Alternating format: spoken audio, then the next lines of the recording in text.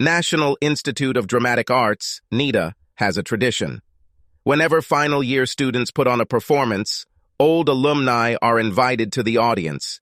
Then, at a post-production social event, aspiring actors, set designers, costume designers, prop designers, etc., can mingle with celebrities, both major and minor, to get an honest assessment of their efforts and make connections beneficial to their future careers. Thus, the actress communicated with the graduates. Her name does not matter and will be hidden. They communicated after the performance. She thought back to the nearly dozen years since her last year here and smiled. The past years have been exceptionally kind to her. Fame in the local industry quickly led to offers from Hollywood. Now she was treated well enough that she could choose her roles. Many wanted to meet her, but she believed in the purpose of her invitation here and sought out cast and crew members to talk and voice their opinions. A pretty girl in her early 20s introduced herself as Sarah, the set designer, and the actress praised her for her innovative use of space and clever interchangeability between sets. She was about to move on when the girl leaned slightly towards her. "My father wants to know if you will have dinner with him this evening?" "Young lady, many people want to have dinner with me. Here is my agent's card. Contact him. He asked me to tell you that his name is Mr. X." The actress froze. So, after all these years, what she secretly feared happened. Crap. Wait a minute. The guy has an adult daughter. How bad can it be? Of course, he won't demand sex if his child is involved. On the one hand, she was always grateful to him. After all, it was he who suggested she become an actress. She had never thought about it until then. She was an economics student when she met him. After his proposal, she enrolled in NIDU and almost never looked back. On the other hand, she always considered this guy a threat. Why? He was a client. Only once, but once was enough.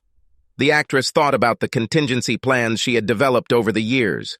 One whiff of her past, and she'll be in full defense mode. She was strong enough to survive it, probably, but it was a battle she didn't want to fight. What's wrong with having dinner with this guy? Besides, ever since they met for the first and only time, she had been burning with curiosity to find out what it all was about. Yes? What was the harm? She asked the girl where and when it was proposed to meet the mysterious Mr. X. It was a restaurant not far from the hotel where she lived. She talked for another hour, and then went to the hotel, took a shower, and changed clothes. From the limo, she called first her lawyer, then her husband. Her husband demanded that she call back as soon as the 14-year-old mystery was solved. After walking 2 blocks to the restaurant, she was taken to a private room. Before entering, she put on a confident face to hide the nervousness she actually felt. If a guy is going to blackmail her into having sex, she will call his bluff. Her lawyer already knew the name of this guy's daughter. The door to the private room opened, and a wave of relief washed over the actress. Sarah was there, sitting next to another girl who looked a year or so younger. The actress's gaze moved to a man of about 40, whom she recognized from a single meeting 14 years ago. Mr. X. There was a lady at the table, about the same age as the man. Mr. X stood up and shook her hand, introducing himself as David Brown, before introducing his wife and daughters. After they ate and the ladies asked the obligatory celebrity questions, Dave called for silence. He announced that now that his youngest daughter, Wendy, was 18, he had a story to tell. This was only his part of the story, and he was very glad that the actress agreed to join them to confirm some of the details. The actress looked at the 2 girls and noticed the expectant looks on their faces. Then she noticed that she herself was sitting on the edge of the chair. Smiling, she forced herself to relax. Dave was clearly nervous. Only Maria, his wife, looked relaxed. She held her husband's hand tightly. Squeezing it, he turned towards her, then forward again before continuing his speech. Dave explained his motives for telling his strange story, partly to fulfill his promise to the actress. He nodded in her direction at that moment and calmed her thoughts about the strange events of a decade and a half ago, and that there was something that could harm her image. She nodded gratefully to Dave. Second, he had to tell his daughters for the first time why they had not seen their biological mother in over 14 years. He explained that he had intended to tell Sarah about this when she turned 18, but she had never asked. It was a compliment to Mary, he said. Apparently, she was the only mother his daughters needed. After this explanation, he warned them that by telling them this story, he was going to ask them for forgiveness for his unilateral actions committed so long ago. Dave started from the beginning. Martha present. Meanwhile, on the other side of the country, a woman lay awake in a cheap motel bed, listening to the snoring of a man who looked like a pig, analyzing the mistakes she had made that led to her current situation. I don't think I was born for this life. Moreover, I think that the easy course of my life has given me a sense of a certain right to indulge my desires. Born into a prosperous middle-class family, she grew up without needing anything. Almost effortlessly, I graduated from university with an arts degree and a diploma in education. Dad used his connections to get me my first job at a good school instead of me having to work my way out of the usual shitholes. I worked for 5 years, never settling on one hobby, one pastime, or one man. In short, I loved trying everything life had to offer. I dipped my toe into any pond I liked. Then, when I was almost 28, my dad begged me to settle down and do something with my life. By this point, he was the chief assistant to a federal senator and knew deep down that he himself would never reach the top position. Perhaps he wanted to achieve through me what he could not achieve on his own, or perhaps he saw in me what I did not see in myself. Despite this, he hooked me with stories of the power his boss wielded. The two of us developed a plan according to which I would become the first female prime minister of our country within the next 20 years. The list included a successful career, a family, joining a political party, becoming more involved with the mainline church, and charitable work, to name a few. With my newfound ambition, everything seemed easy again. I met my future husband through a church committee, but not in the way you think. I was in a side room of the church and asked a worker to redo some antique woodwork to reduce the noise. He was kneeling with his back to me when I shouted to get his attention. He turned his tall body, turned, and smiled. A whiff of his musky scent hit my nostrils and appealed directly to my femininity. We got married less than a year later. Yes, he was only a cabinet maker, but it was a good, honest trade and added enough to my salary that we could afford a nice house in the best part of town. Joining the local Liberal Party introduced me to several board members of an exclusive girls' school. With their help, I received the position of deputy director, then director, a position I held for 2 years when I made the worst decision of my life. This position was achieved despite the fact that I took 2 large 12-month leaves for the birth of my daughters. Sarah was born in 1998 and Wendy 2 years later. I wanted to return to work and a busy committee and fundraising schedule 3 months after each birth. But my dad told me to wait a year. The public, he told me, would judge me as a mother above almost everything else. So at the time this story really began, Sarah was 6 years old and Wendy was 4. A good house was exchanged for an even better one. I had a good career as a headmistress and headed several charities. I swear the local church wouldn't have run without me. But best of all, I was the favorite to top our party's ticket in the next state election in 2 years. Life was wonderfully hectic, if a little tiring at times. 3 or 4 committee meetings every week, fundraising, visiting church dignitaries. All this time, I was expected to look good and keep my smile ready for any cameras. But I couldn't have done it all without Dave. Being self-employed, he could start working as early as he wanted to get home in time to pick up the girls from school and daycare. He then looked after them while I was away in the evenings. To be fair, he spent most of his weekends taking care of the kids too. Usually I would be busy elsewhere or relaxing before starting over on Monday. As a New Year's resolution the year my marriage ended, I vowed to devote more time to Dave and the girls, but after being absent for most of their lives, I felt a bit like an outsider. Then another pressure forced me to leave them again.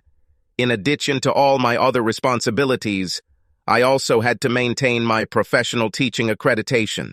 This meant attending 2 conferences a year.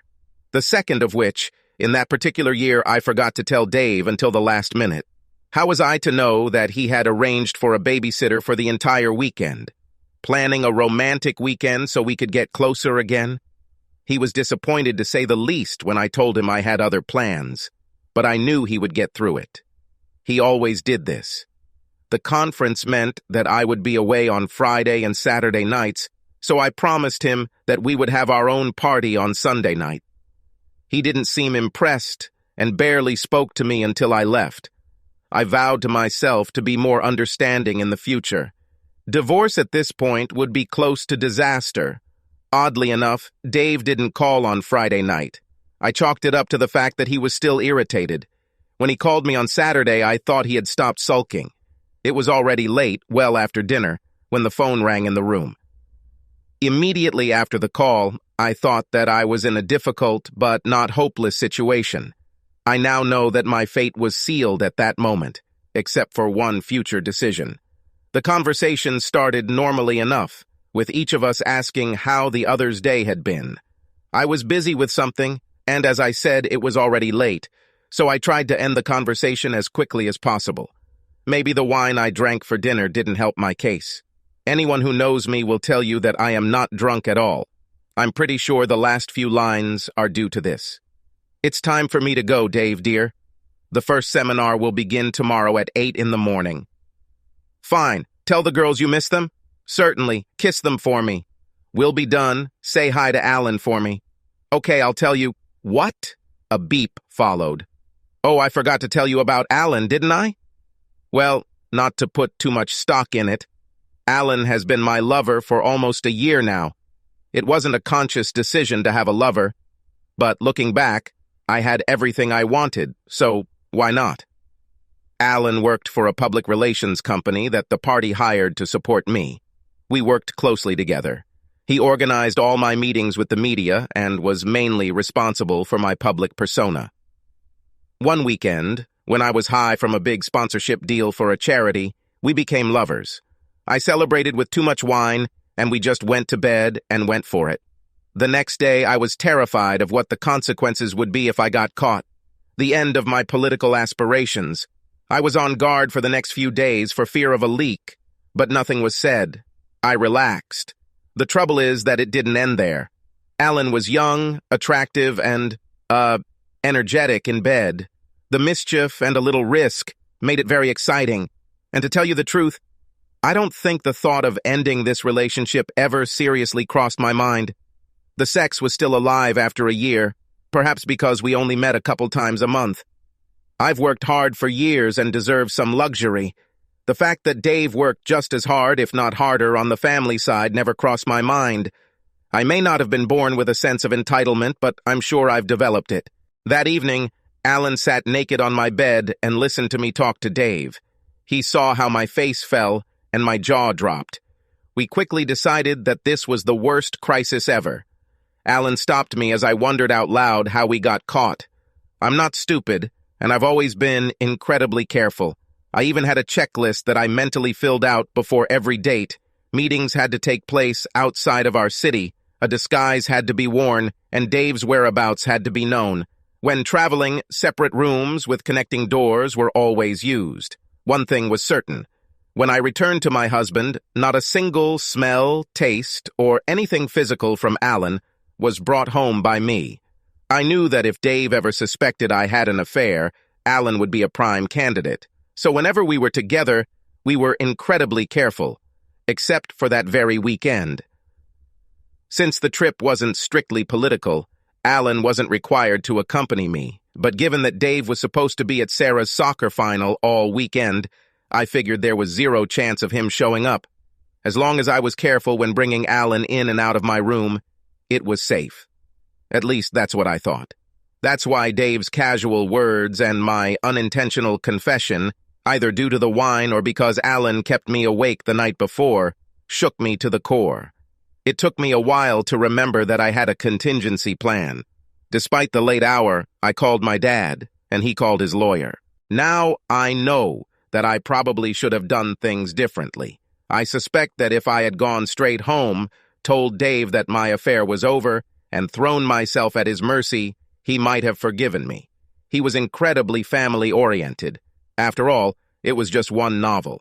I will never know whether the extremely brutal attack Dave launched on me shortly after was inevitable from that point on, or whether it was my reaction to being caught that caused it all. Dad was horrified by what I had done, and pointed out that I had given Dave the opportunity to destroy all my hard work. He said he would make sure I got on the next flight home, and told me to pack my things and get my ass to the airport. Alan's reaction to the whole episode was surprising, although perhaps it shouldn't have been surprising. I suppose to enhance the experience for myself, I pretended to have deep feelings for him. His reaction definitely proved that he loved me.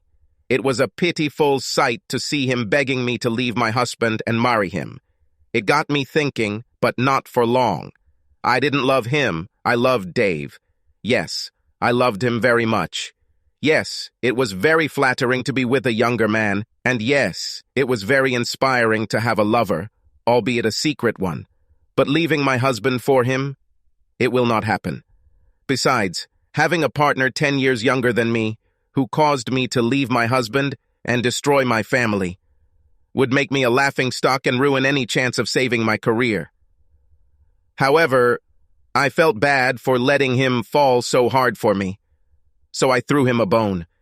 He left for the next week, so I promised to visit him when he returned after the situation in my house had stabilized. Just because my husband apparently found out that I have a lover, well, that doesn't mean I have to stop, does it? Only if my husband insists and threatens to use this knowledge as a weapon, I suppose. I won't bore you with the details, but my father, his lawyer, my sister and I arrived at my family's house just as Dave and the girls were leaving the house on Sunday morning to go to the zoo. We made Dave go back into the house while my sister took the girls. I was tired and we hadn't rehearsed, so I left the conversation to Dad and the lawyer. At first, Dad didn't like my choice of a simple merchant as a partner, but Dave was so nice that Dad soon overcame his doubts. They got along great over the years, even becoming friends of sorts. However, given the choice between this friendship and supporting me, Dad did not hesitate to choose a side. I have to say, I was a little sorry that Dave was attacked like that. Dad began the argument with a review of expectations. He suggested that Dave obviously expected me to be faithful, and perhaps this was an unreasonable expectation given the differences in our social classes, earning abilities, and achievements. I was a little horrified by this approach. The devastation I had caused my husband was clear, and it hurt me. I tried to meet Dave's gaze to convey this, but he just stared in shock at the table in front of him. And what kind of attack it was. I'm glad it wasn't me who was attacked. There were threats of gag orders, writs of injunction, and lawsuits for lies and libel. Dave showed no emotion. Same thing when my father asked what evidence he had of my infidelity. He practically admitted that he didn't have any. In fact, it turned out that he wasn't even sure I was having an affair until I accidentally admitted it myself on Saturday night. When I put everything together much later, I believed that all my precautions were in vain. Dave's friend overheard Alan bragging about sleeping with me and warned Dave. Not quite believing it, Dave threw out his "say hi to Alan for me" statement to see what would shake from the trees. The realization of the shock he must have felt when I responded like that shook my conscience to the core. However, Dad did not have such a conscience. After asking the lawyer to leave the room, he hinted that to save my reputation, evidence of Dave's infidelity might have to be fabricated. Dave showed no emotional reaction to this. In fact, I thought he was completely withdrawn emotionally until the lawyer came back and went on about how the mother always gets custody and typically the father only gets access to the kids every other weekend. I saw his face freeze, but I turned away when his gaze focused on me. I couldn't stand it. There was no way he deserved this. He loved girls. He doted on them and spent every free hour raising them. That's why I could afford to be away from the family home so often. The attack ended with Dad telling Dave that the girls and I would stay with him for a few days so that he, Dave, would get an idea of how lonely life would be if he didn't toe the line. We'll be back Tuesday night so I can get ready for our annual masquerade. Dad assumed that by then Dave would pretend everything was normal and not ruin such a huge event that was supposed to showcase our happy family. As a parting shot, Dad promised Dave that he would support me financially while making sure his lawyers limited Dave's access to quality legal advice. Whatever happened to my relationship with my husband, my relationship with my dad, was gone forever. When I left, Dave looked completely devastated. If it didn't bother my conscience so much, I could be happy. I hugged him from behind in the chair and whispered, "Everything will be fine, dear," but did not receive any reaction. Away from the prying ears of his lawyer, Dad pulled me away from my novel. I think he was letting off some steam because of what he had just done to a man he always respected. He warned me that if Dave ever found any evidence of impropriety on my part, it would be game over.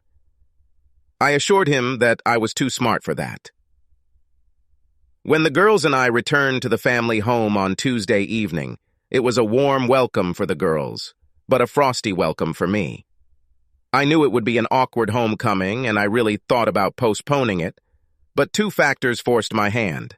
First of all, the next day Dad was leaving for his annual fishing trip. Every year he and 3 friends would rent a shack and go completely off the grid for a week. Secondly, the house needed to be prepared for the party on Saturday night. Dave barely noticed my presence. After the girls went to their beds, I apologized for my affair. Dave simply stood up and headed to the guest room on the first floor, where he was apparently sleeping. Through the closed and locked door, I calmed him down.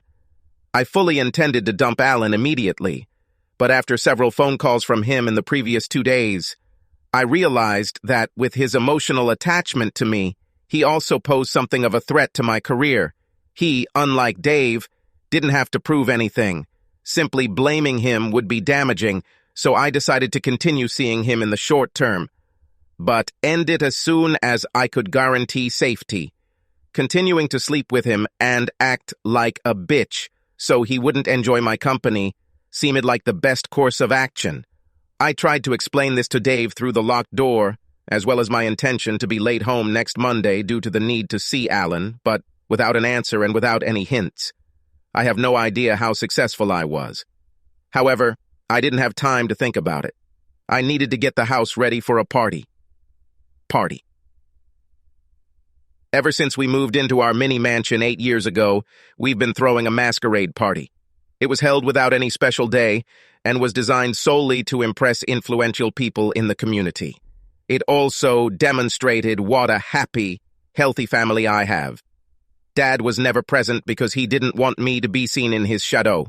I was happy and proud that, on the advice of some professionals, this event turned into one of the must-attend events on the social calendar. There was a DJ and a dance floor, the house was decorated, and the drinks were flowing. The guest list was carefully thought out. Each participant could help my career in some way. This was such an important event that ensuring Dave's full participation and cooperation was my top priority over the next few days. In short, I received his reluctant acknowledgement that he would attend and participate. What a relief it was. However, the interaction stopped there. The rest of the time, he paid almost no attention to me. However, I couldn't dwell too much on it. Without Dave's help, organizing the party was a full-time job. I guess by Saturday evening I was exhausted from being in crisis mode for a full week. That's why I drank too much. I had 2 glasses of wine to relax before Alan arrived. Of course, he had to be there. After all, he controlled my public relations. It was hard work keeping him and Dave apart, or so I thought. My memories of greeting all the guests at the front door are clear. As a hostess, I wanted to stand out. Of course, it was a masquerade ball, but no one should have any doubt about who the hostess was. Most of my school board members, the local bishop, local politicians, and influential party members were present. There were even 2 judges. When all the guests were comfortable, the food began to be served. I remember how we mingled as we all lined up to get our portions of the professionally spit-roasted pig. I rarely relaxed at such meetings. They were too important. The situation was especially tense due to the need to keep Dave and Alan apart. The tension finally broke when Dave offered me a glass of punch about 2.5 hours later. His whisper about adding some vodka to relax me warmed my heart. I took it as an olive branch, accepted it, and drank it. The latter, however, is reluctant. I had already exceeded my self-imposed modest drinking limit, but I was so pleased with Dave's gesture that I drank immediately. Soon after, everything became a blur, and my next memory was waking up in my bed the next day with a terrible hangover. As soon as I was able to stand up, my head pounding, I found Dave and tried to reassure him that I had not embarrassed myself. He told me that I was talking about an hour before the party ended, and then he saw me sleeping on our bed. Everyone was cheerful and too busy to notice my absence. According to him, I didn't do anything out of the ordinary. Relaxed by the news, I tried to find my cell phone to chat a little and apologize for missing church. He was nowhere to be found, and we had long ago given up our landline. To stop the pounding pain in my head, I stayed in bed for the rest of the day and dozed. Because I slept so much, by 5 a.m. the next morning, I had sparkling eyes and a bushy tail. I stood up, desperate for coffee. The light was on in the kitchen, and Dave was sitting at the table. He didn't move when I walked in and kissed the top of his head. Below is what I remember from our conversation. Since then, he has never spoken to me face to face. "What are you doing so early?" He just looked at me a little incredulously. Ever since I realized that the woman I loved with all my heart, and who I thought loved me, had stabbed me in the back, I've barely slept a wink. Looking back, I realize that I probably should have responded to this statement in a conciliatory manner. Instead, I snapped. I think it was the accumulation of days and nights of guilt on top of being angry about not having any memories of the party and wasting a day in bed. Aren't you the one who always says that if you can't do something about a problem, don't worry? Dad explained how the future would develop. Accept it and move on with your life. Dave sat in the chair, completely motionless. His next words sounded like a hiss. His eyes sparkled and bored me. What? Embrace the life of a cuckold? He fell silent, clearly trying to maintain control. I thought I'd calm him down a little. Just for a moment, dear. It will all be over before you know it. This reminded me that I would be returning home late in the evening. I'm dating Alan. Dave jumped to his feet so quickly that his chair tipped back and hit the floor with a loud thud. In the split second that followed, the silence seemed calmer by contrast. Dave stood with his arms crossed over his chest, and before my eyes he began to clench and unclench his fists. Each movement made a rustling sound as his fists moved against the fabric of his trousers. If I hadn't been so confident in my dad's precautions, I might have been sincerely worried. Dave went beyond hissing and practically spat.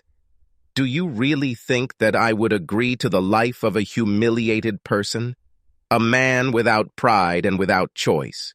And you? I know your father lives his life by the motto, cujus testiculos habes habeas cardia et cerebellum. If you have someone by the balls, their hearts and minds will soon follow you. But that's not me. I will never be like that now or ever. With these words, he took off for his morning jog. I sat and thought about what he said. Was there some angle I missed? Did he have a choice but to move with the times? I didn't think so. I shrugged and began seriously looking for my phone. Eventually, I found it dead, so I put it on charge.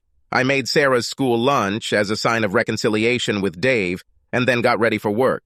The kids woke up before he got home, so we didn't have a chance to talk again. I left.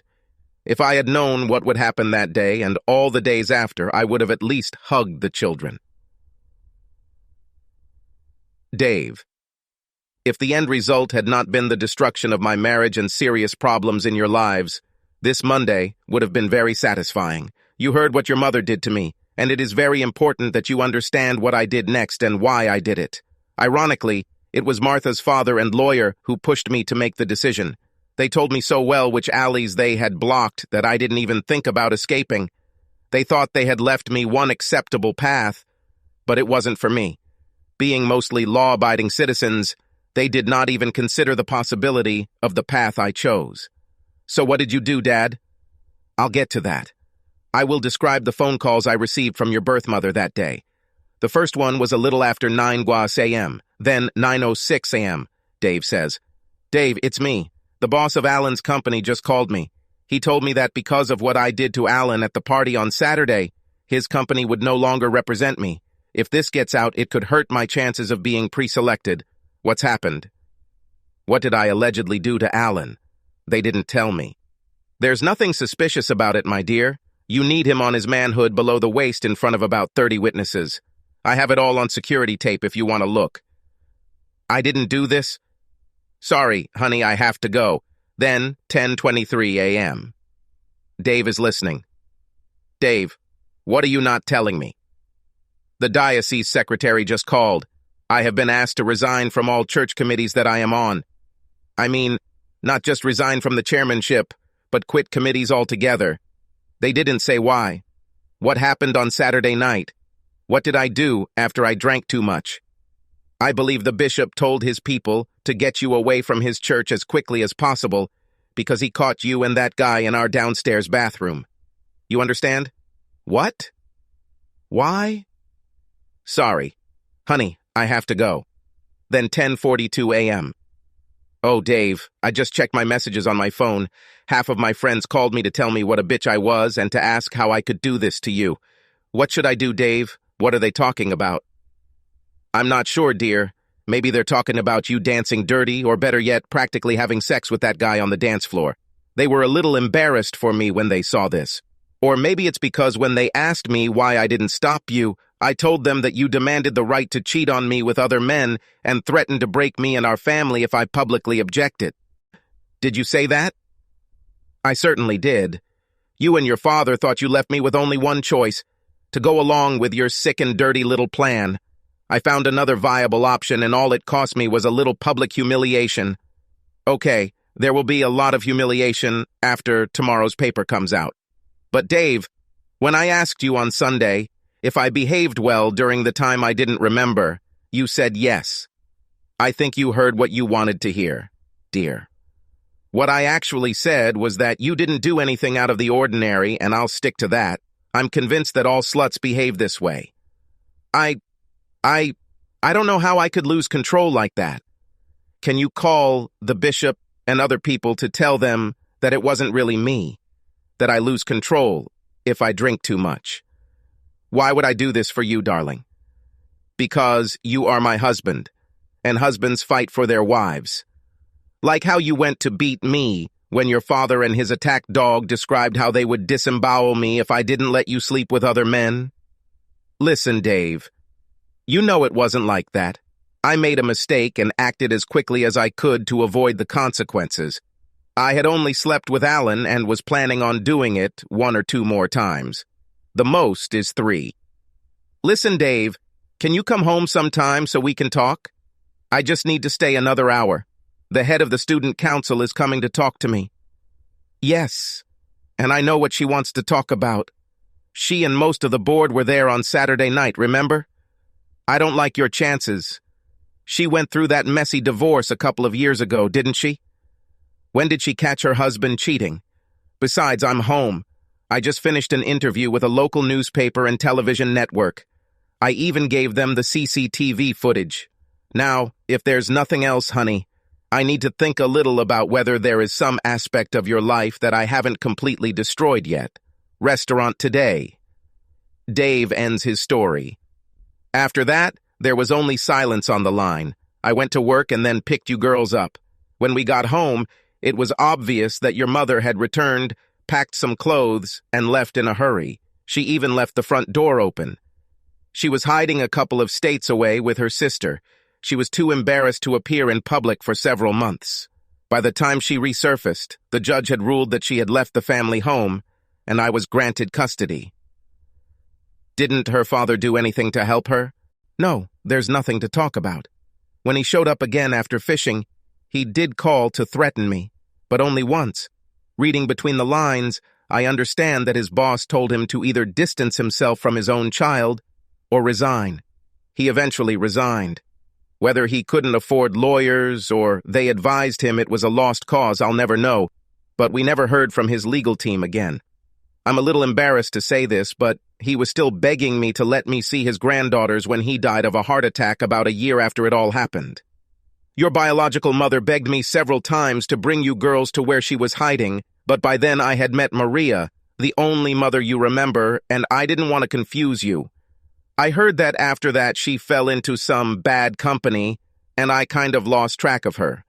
I could try to find her contact information if you want to find her. Neither of them seemed too interested in the proposal. And that's why, girls, you shouldn't drink. All eyes turned to the actress. Girls, considering what your father just told us, I think I know what happened and why he invited me here today. You see, one day he promised to tell me the whole story. To be honest, I'm surprised the paparazzi haven't discovered this yet. Before I continue, please promise not to repeat a word of what I say. After waiting for affirmative nods from everyone present, she continued, I never even thought about becoming an actress until your father suggested it. Like many orphans, I really struggled financially in college. I took on a high-class escort job. My friend got me into it. Before you turn your nose up at me, I mean escort in the old-fashioned sense. All I did was accompany the guys. It could be a corporate dinner or just some lonely businessman in town for the day looking for some companionship. I'm sure some girls went beyond that for a price, but the agency I worked for never encouraged it. In any case, this was not necessary. With my looks and, I was told, my bubbly personality, I was well in demand as a companion. Anyway, one day, my representatives arranged a meeting between me and a guy who introduced himself as Mr. H, your father. We met once, and he said that I would approach him. I always wanted to know why he chose me. She looked at Dave expectantly. Because I looked through all the escort sites until I found someone who could pass for my ex-wife at a masquerade ball. It's clear. Well, I was going to say no, but because of the amount your father was offering, I ended up taking the risk. I wouldn't, but your dad said I could take my boyfriend to the masquerade too. The actress paused to take a sip of her drink, checking the situation for threats to her career. Your father told me to come at 9 p.m., and when he called, Kent and I got out of our car to the back gate where your father let us in. He handed me a dress and a mask. Sorry to interrupt, but I want everyone to know the whole story. The party was in full swing, and almost everyone was very happy. It probably helped that I added 2 bottles of vodka to the punch bowl. It was funny to watch how she tries to act like a good housewife, but always stands between me and her boyfriend. I saw her drinking constantly and timed it well to give her the medicine. I crushed 3 sleeping pills and threw them into the glass. I even told her about the vodka. It took her about 10 minutes, but when I saw her stumbling, I carefully led her to our bedroom. A few minutes later, she was fast asleep, so I took off her dress and mask. The finishing touch was to use the same perfume she always wore. The actress nodded, then continued her story again. The dress wasn't perfect, but no one seemed to notice. I applied some perfume and a mask. I expected to be taken to the party on the arm of your father and for Kent to have fun, but it turned out to be much stranger. Your father told Kent and I to have fun, pretend we were a couple, but not talk to anyone. The last one was a little difficult, but we decided to go to the dance floor to discourage conversation. Suffice to say, Kent and I danced very close, and he had his hands all over my ass. I kept looking around, and most people looked at us very awkwardly, and then looked at your father. He didn't seem to pay any attention to us. There was one guy who kept trying to interfere in Kent's affairs, but your father warned us not to let him. After about 5 dances, I went to the toilet, and Kent, the horny idiot, followed me. After I finished my business, he lifted me up so that I was sitting on the dressing table, then kissed me and lifted my dress. I'm sure he was going to go much further, but at that moment a man burst into the room, clearly desperate for the toilet. He blushed when he saw us and ran away. He was a big guy with a red beard, wasn't he? Seems to be, yes. Bishop Carling. Oh my God. Well, this event even interrupted Kent and I in the bathroom. We started to head back to the dance floor, but my horny idiot overcame his, restraint and dragged me into the shade of the trees. We started kissing, and he lifted the back of my dress when the spotlight came on and everything went quiet. We turned around, and saw that everyone was looking at us. What could we do? We just got back on the dance floor.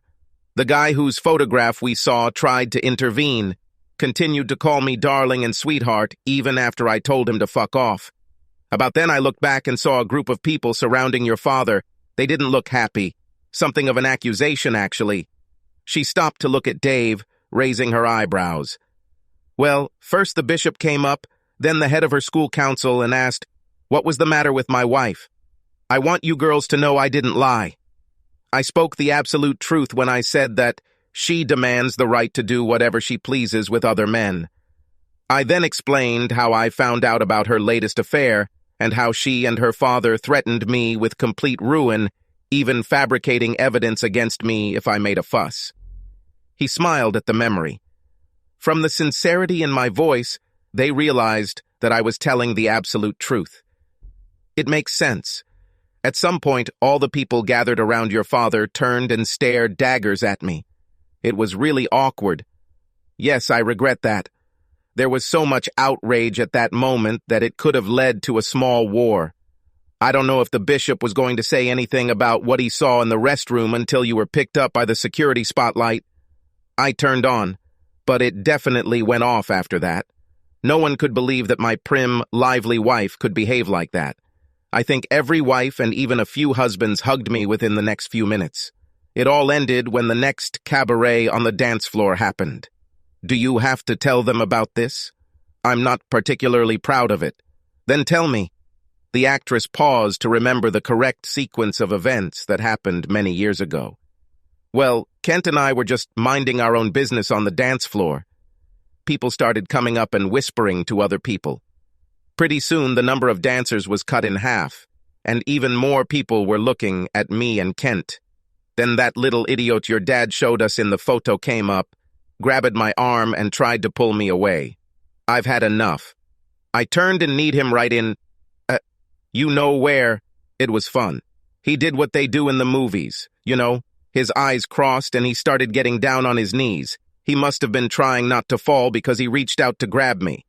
Kent has always been a defender. I soon married him, you know. He grabbed the guy by the hand, turned him around and kissed him. It knocked him off his feet and onto his ass. The guy just sat there with one hand on his face and the other on, lower areas. Everyone started clapping. It was quite strange. I'm guessing it was your ex's lover. Yes, his name was Alan.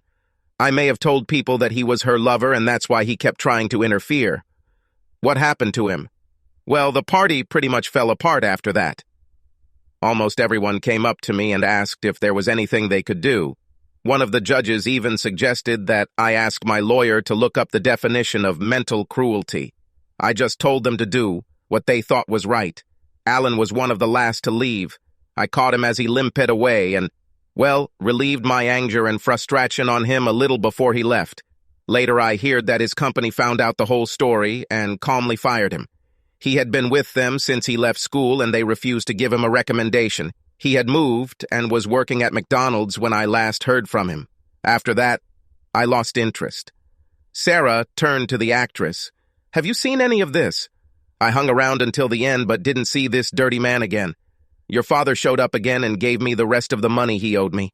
I did ask him what the whole evening was about, but he was obviously upset by the scene and simply said that he would tell me someday.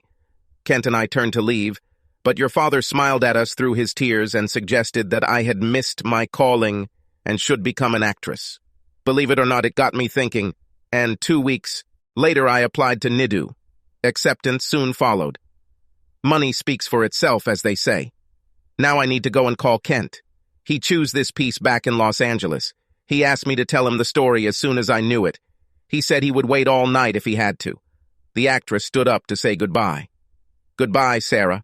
I will follow your career with interest. If you need help at any time, please call me. Wendy, if you decide to follow your sister and problems arise, don't hesitate to ask for help. They owe me about 12 services at NIDA. Maria, look after your husband and these 2 scoundrels. They are special, all of them. Wiping tears from her eyes, she turned to the girls. From what your father said, he had your best interests at heart and did what he had to do when the odds were against him. When he asks you for forgiveness, I suggest you give it unconditionally. She was too depressed to speak when she turned to face Dave, so she simply hugged him and then ran away before she lost her composure. Following her, the girls exchanged glances. Then, Wendy nodded to Sarah, who turned to her father. No need to ask, Dad. We forgive you. We barely remember our biological mother. You were always a father and mother to us when we lived there. Then Maria appeared and taught us what a mother should be. They all stood up for a group hug. Dave, who never hid his emotions from those he loved, cried unabashedly. Thanks, girls. At the time I thought I was doing the right thing, but you can never be sure, can you? I don't know why I doubted myself. Just look at you both. Beautiful, confident, healthy, and wise. I must have done something right. Now everyone was crying. All three women told Dave that he was an exemplary father. The waiter coughed behind them. In his hands he held a large dessert of cream caramel. Dave looked at Maria, who returned the same look, shaking her head, silently denying that she had ordered it. Having placed it on the table, the waiter handed Dave a note. It simply read, "Hard shell, but soft, sweet center." Dave passed the note to Maria, who laughed her sweet laugh. Looks like she didn't fall for your tough guy shtick either. 3 time zones later, Martha lay awake, desperately trying not to wake the fat slob next to her. When her meager divorce settlement ran out, she tried to get a teaching job without references in her new state. After a 3-month course in bridge building, she was allowed to practice, but was only offered places in small schools in bush cities. They paid the bills, but she was desperate to return to her city. Since the public school system was not an option, she resorted to desperate measures to get into a good private place. The guy lying next to her was the head of the board of an exclusive girls' school, and if she didn't wake him up, then hopefully he wouldn't have time to fuck her again before he had to leave. Just this thought made Martha's mouth almost go dry. Sticking to the plan was sometimes difficult. This plan was to get a job she could be proud of so she could finally track down her daughters and be a part of their lives. It took almost a decade and a half, but she finally realized what was most important. She carefully rolled over onto her side, her quiet tears soaking the pillow. Subscribe to our channel so that your second chaff doesn't cheat on you, and go ahead and listen to the next story, because this story is nothing compared to the next one. If you're under 18, don't even think about listening to the next one.